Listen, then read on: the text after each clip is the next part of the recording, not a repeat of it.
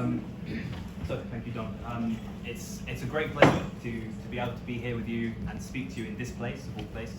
And I am somewhat soft-spoken, so if I need to raise the volume, make a hand gesture of any kind you like, whichever you think is going to catch my attention the best.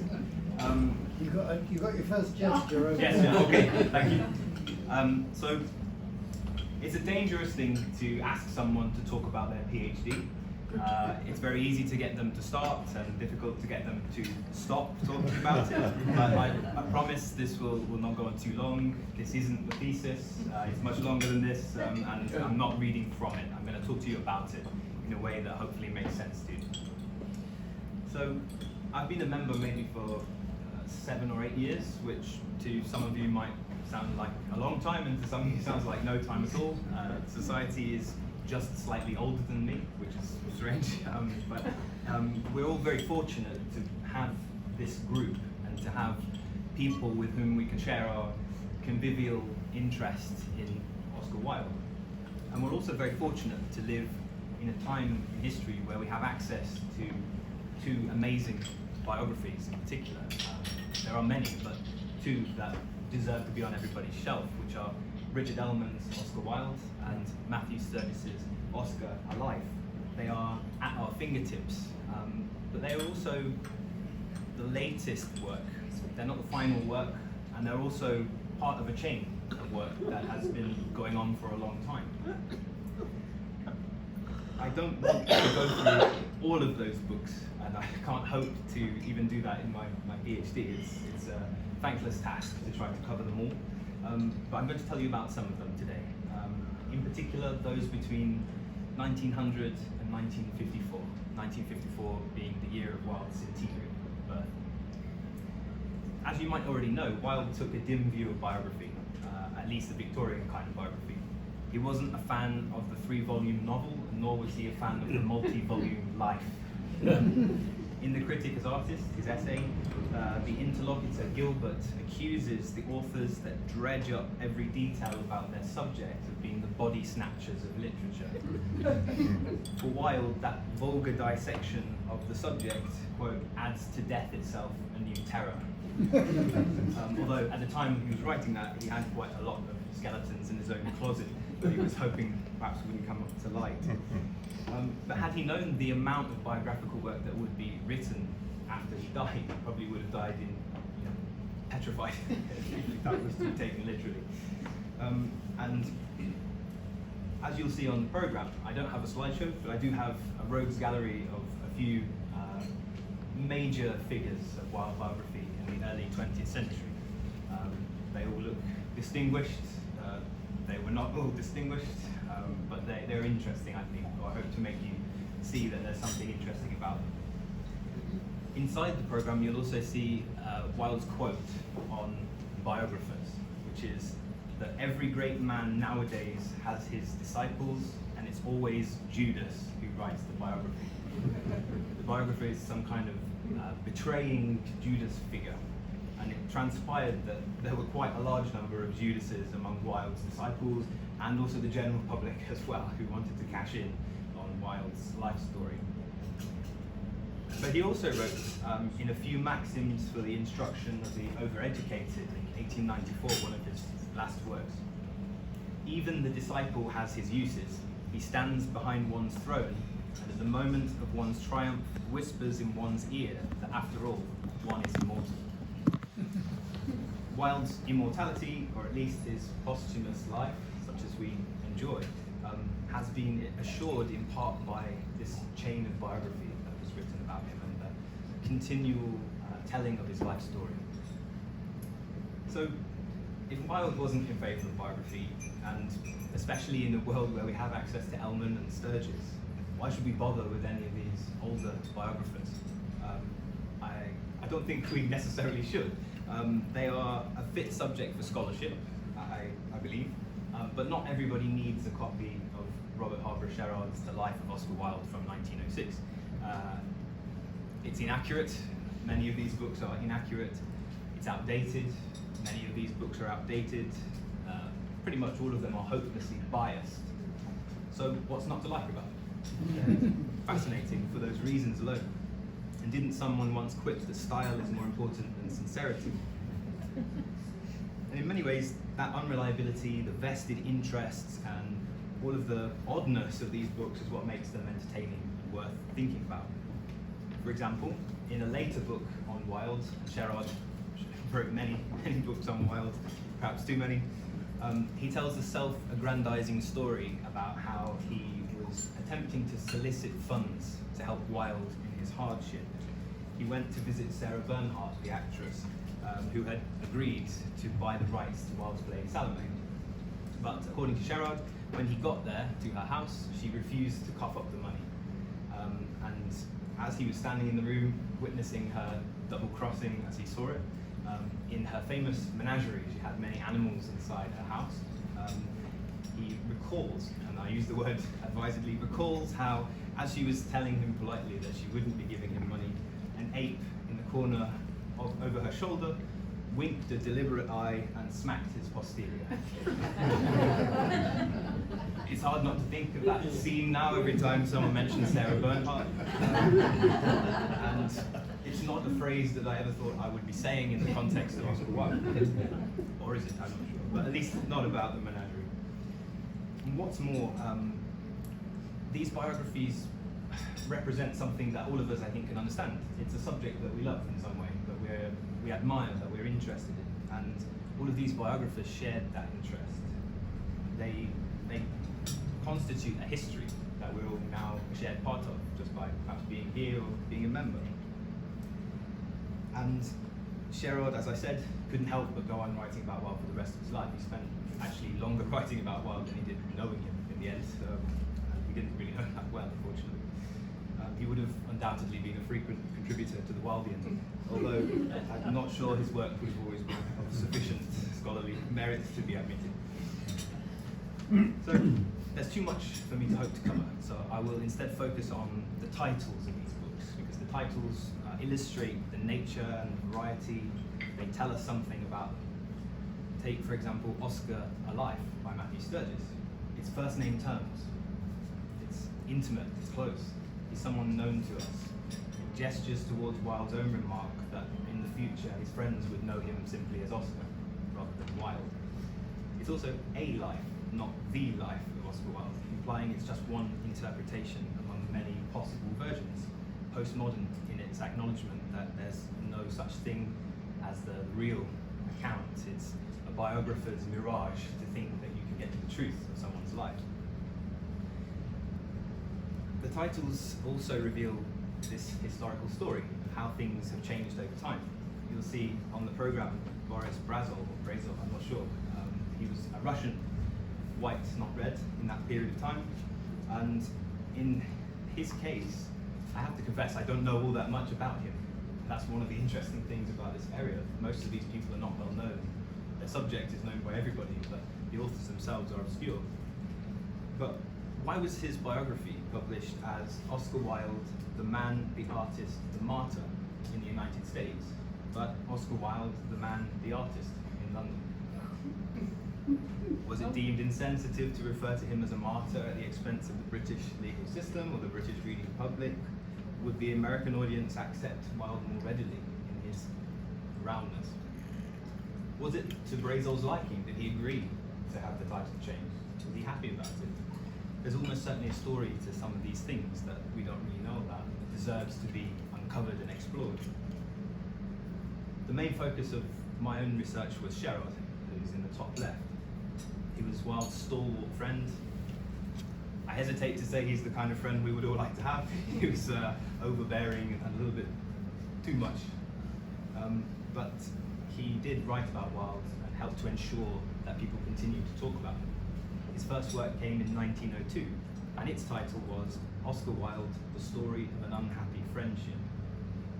You don't need to read the book really to know what to expect. The title speaks volumes, literally. It's explicitly a friendship.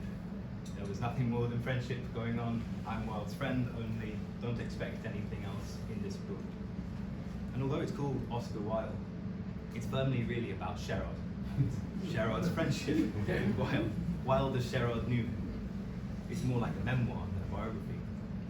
And conveniently, their friendship in the story is unhappy because they frequently drift apart, pointedly in the late 1880s and the early 1890s when Wilde was in trouble with the law, and again when Wilde returned to meeting with young men in exile.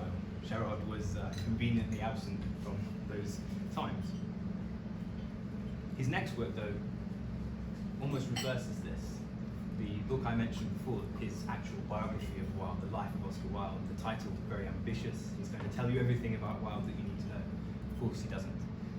But he does attempt to do something. If the first book was about friendship, The Life of Oscar Wilde does try to mention something about Wilde's private life. Unfortunately, it's vague and obscure. He tries to come up with some kind of medical explanation for why Wilde might have preferred the company of men. It's also written in a ramblingly thematic manner. If you've ever opened that book, you'll see it's simply just a collection of rubbish that Sherard thinks we might like to know. We learn, for example, again, I use the word advisedly, that Wilde loved to pick pieces of skin off during conversation, roll them into a ball and put them in his mouth, which doesn't seem to fit really with the image of Wilde that we have, and it's not surprising that other biographers don't pick up on this story or include it. He even went as far as to publish another book afterwards called The Real Oscar Wilde, which I'll come to a little later.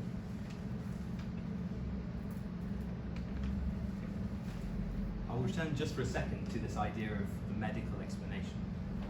It might sound to us somewhat unpleasant to try to explain homosexuality in this way. It is, and rightfully so, unpleasant to hear it, but we put that into context and it makes more sense to us. Sherard essentially is trying to say, and I've spent many weeks trying to figure out if what Sherard says makes sense. It doesn't, but it's close to making sense from his perspective. But he, in brief, says that Wilde had a condition where for some periods, some intervals, he would lose control of his own actions and have no recollection of what he did during those times. Something like epilepsy, he viewed it as, or at least as the understanding of epilepsy in that period. It's unpleasant, but the fact that he mentions it at all should give us some pause. It should make us think, how is Sherard doing this and why? Why in 1906 is he bringing this up, way before it was legalized in this country? Well, in part because this was the only way in order to talk about it. To talk about it in scientific terms gave it legitimacy. It allowed the reader to feel that they were talking about something that was acceptable discussion, because it was on an intellectual plane rather than the sordid level. And so what might seem backwards to us was forward thinking for its time, and one of the only alternatives to simply ignoring it altogether, remaining silent, or offering a moral condemnation, which I think on the scale of things being unpleasant, that's slightly higher, at least for me. Unfortunately, Sherard's works were not reviewed favourably. If they were released now, they certainly still wouldn't be reviewed favourably.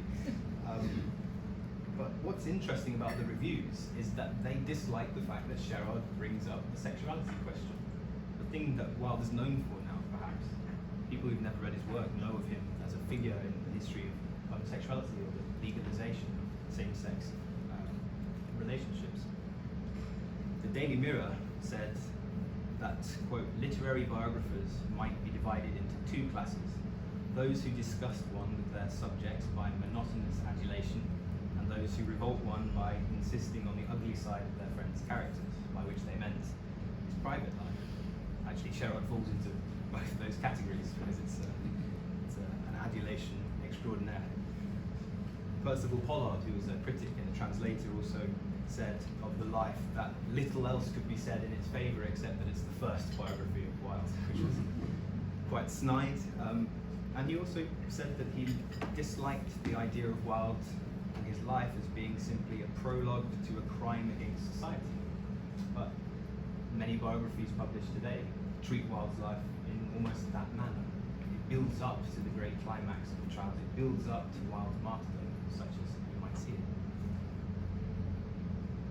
We can contrast Sherard very clearly with what's probably a more familiar book and a more familiar author, Frank Harris. His 1916 biography is characterized by his willingness to dwell on Wilde's private life, Wilde's homosexuality, Wilde's love life. And the title reflects that openly. Oscar Wilde, His Life and Confessions. In other words, Wilde, what he did, and probably who he did it with too. Pretty much most of that book is concerned with Wilde's opinions about sexuality and men in particular. And also contains some unpleasant remarks about Wilde's view of Constance, which more of you might be familiar with from recent publications. But it doesn't actually treat the homosexuality as the culmination of Wilde's life. It embeds that through his life. So we find that in the second and third chapters alone, there's already some form of romantic male attention happening in Wilde's life. I don't know whether any of this is true. Frank Harris has been traduced and somewhat saved from that reputation by Magdalen College. But just to give two examples, Wilde is loved by a school friend who is then seen to cinematically kiss him farewell as Wilde leaves on the train. It's almost straight out of the movie, this scene. And also, Wilde is seen at university with Walter Pater, watching men bathing in the Cherwell, and Pater kisses his hand. The Cherwell is, of course, located not far away, if you're looking for something to do this afternoon.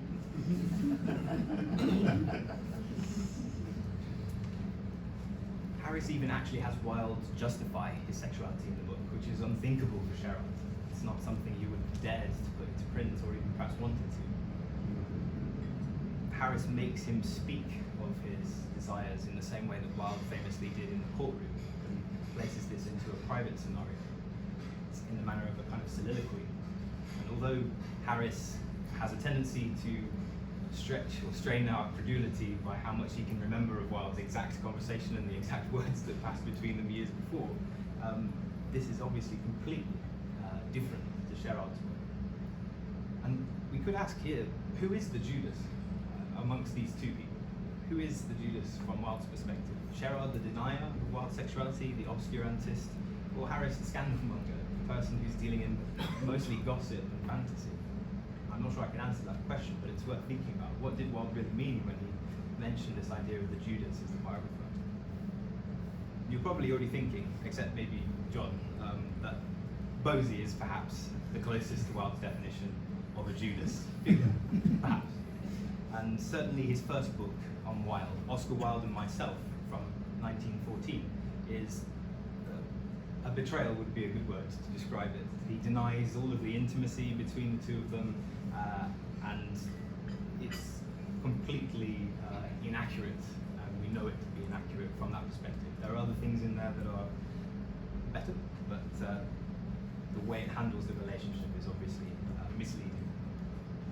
And to his credit, Douglas later denied this book. He said, "I reject it, and I will change my view of events." It was a long time later, but he did do so. He realized that that position was indefensible, and perhaps realized as time went on that there was no longer any need to defend it anymore. Times had changed since 1914. I'm not going to attempt to change whatever your opinion might be about Bosie Douglas. I'm sure it's generally, if we took a straw poll, it would generally be negative. But I will say that if we tend to judge Bosie in the 21st century by Wilde's autobiographical work De Profundis, in which he's treated somewhat harshly, we should probably also read Bosie's own autobiographical take on their relationship, which is called Oscar Wilde, A Summing Up, from 1940. It seems to suffer a lack of interest because Oscar Wilde and Myself from 1914 is somewhat controversial.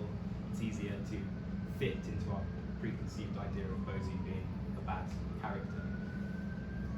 The title of A Summing Up, of course, refers to the way a judge would summarize the case, and it has connections to obviously what happened to Wilde, but also Bosie himself was, as you may know from Laura Lee's book Oscar's Ghost, a habitué of the British courtroom. He was very familiar with the inside of a court. But to name the book A Summing Up announces his intention to fairly assess, or at least as fair as Bosie could be, what had happened between him and Wilde. And we find a lot less denial in that book. It's a more rounded work, and his own biographers speak well of it. They don't adore Bosie in the same way as maybe Sherard did Wilde. His biographers have been fair, I think, in general. Douglas Murray, one of them, calls it his most balanced book. I suppose you could pick that phrase apart. It's the most balanced of the ones he actually wrote. And Rupert Croft Cook regarded it as the coolest and best of his prose works, written with a resolute respect for truth. Respect for truth is not the same as being truth, but again, there's a higher estimation of this book. And I think if there's one book on Wilde from the pre-Elman period that we should probably read, or at least should be better known, then it is Bosie's Oscar Summing Up. Sherard's third book, as I mentioned, was called The Real Oscar Wilde. It's obviously a book that doesn't live up to the title. It's setting itself up for failure in that respect. And it's mostly pieces of paper that Sherard had collected and then facsimiled, and bits of anecdote that he'd left out of his previous work. It's more of a supplement. So if you do see that book, and what I'm saying is not making you feel interested in it, then I wouldn't recommend purchasing it. But this idea of the real Wilde being accessible by the biographer continued throughout the period, and I expect perhaps to see again coming through in my lifetime other people attempting to do this. In 1957, for example, Lewis Broad's The Friendships and Follies of Oscar Wilde was optimistically reissued as The Truth About Oscar Wilde. It's somewhat truer than Sherard's The Real Oscar Wilde, but again, it's rightly forgotten, not held as a kind of authority. Another biography that, on a personal level, I think if it were not so amusing, should perhaps be forgotten, is written by another person on your program, St. John Ervine, or Ervine. He was a playwright, a drama critic, and also a biographer.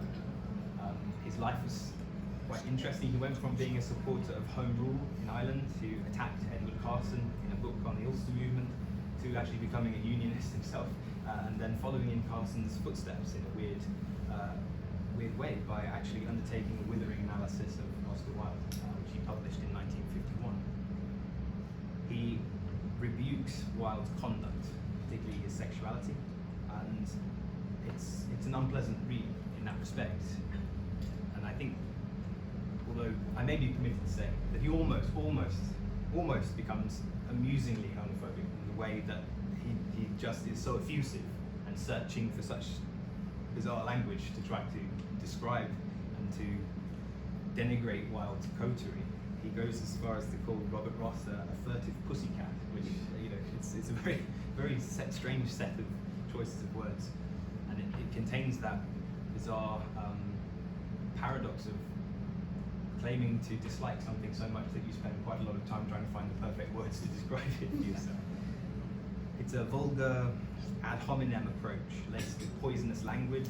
It's almost entirely uncompromising in its mean-spiritedness, and inevitably it was reviewed favourably by the Daily Mail.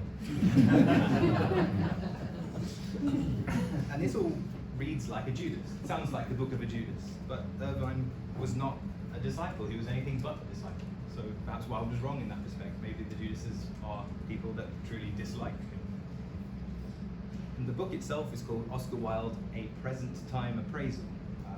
This would be an entirely anachronistic title even for 1951 if it were not for the fact that this period saw a renewed persecution of homosexual men and criminal convictions under the Home Secretary David Maxwell Fyfe.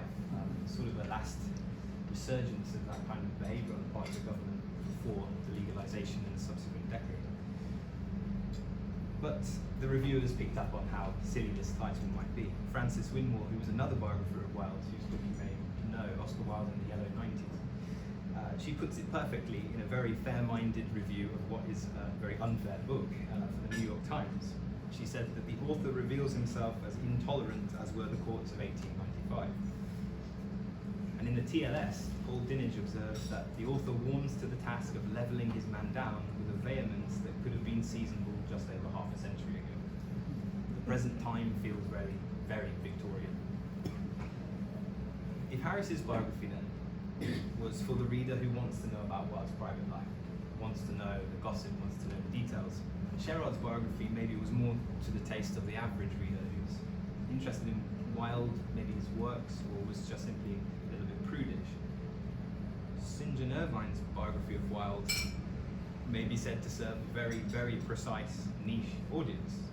I think it might be fair to say that it's a biography of Wilde for people who do not like Oscar Wilde. At any rate, you must either reach the end of that book disliking Oscar, or by conceiving a violent dislike for the biographer himself. And I suppose you know you've really made it when part of your actual audience are people who self-identify as not being your audience. It's a pleasing paradox. I'll end by talking briefly about another figure on that program, the last one I haven't mentioned, Hesketh Pearson. His work, The Life of Oscar Wilde, published in 1946, is my favourite biography of Wilde. There's some assent in the room. It's nice. And not just of that period, but of all time. I think this is the best book on Wilde that's available. It's not entirely accurate, nor is it scholarly. There are no footnotes. And it was a common refrain in the first half of the 20th century that the time for a learned life, a scholarly life full of footnotes and critical discussion had not yet arrived. I suspect, partly because nobody wanted to take on that task or was in a position to do so at the time. And Pearson's book is no different. That time has of course long since come. But unlike Ellman and Sturgis, you can read Pearson with the book in one hand and a glass in the other. It's convenient, it's easy to read. I'm not sure that Pearson quite even understands Wilde, but it's well written, it's well crafted, it's gently humorous in a Wilde-like way.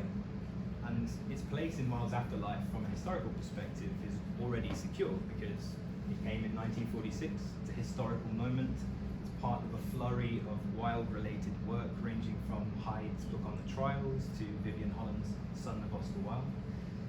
It's also, I think, the first-rate biography written by someone who didn't actually know Wilde, but who seemed to have known everybody who did know Wilde, and to have consulted them, or at least consulted their work in the process of putting the biography together.